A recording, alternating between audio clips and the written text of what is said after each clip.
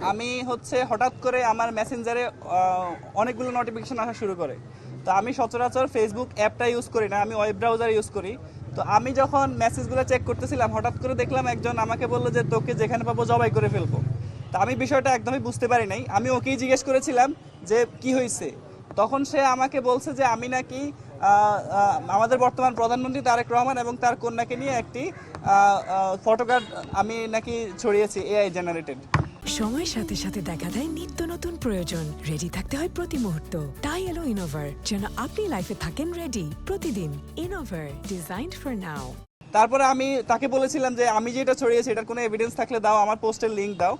তখন সে আমার কোনো পোস্টের লিঙ্ক দেয় না, সে এমন একটা পোস্টের লিঙ্ক দিয়েছে যেটা আমাকে যেটা দেওয়া হয়েছিল সেটা একটা ছাত্রলীগ কর্মীর পোস্ট থেকে সেটা দেওয়া হয়েছিল। তার প্রেক্ষিতে আমি বলেছিলাম যে আমি এরকম কোনো পোস্ট করিনি, আর এখানে যে ছবি এবং নাম ব্যবহার করা হয়েছে সেটা আমার, তবে জিনিসটা পুরোপুরি এডিটেড। তো এর প্রেক্ষিতে কিছুক্ষণ পরেই আমার মেসেঞ্জারে অনবরত হুমকি আসতে শুরু করে।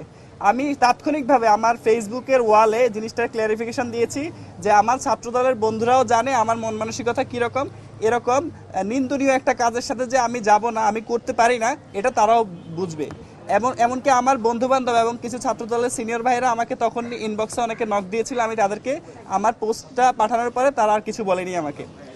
তারপরেও অনবরত যখন আমার লাইভ থ্রেট আসে, তখন আমি চিন্তা করলাম জিনিসটা আমার জীবন নাশের একটা হুমকি হিসেবে আমি শাহবাগ থানায় জিডি করা উচিত।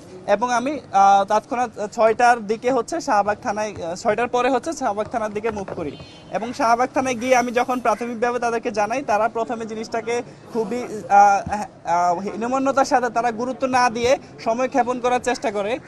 এক পর্যায়ে মাগরিবের পরবর্তী সময়ে আমি দেখি যে আমরা তখন শাহবাগ থানার যিনি ওসি ছিল অপারেশন, তার রুমের সামনে ছিলাম।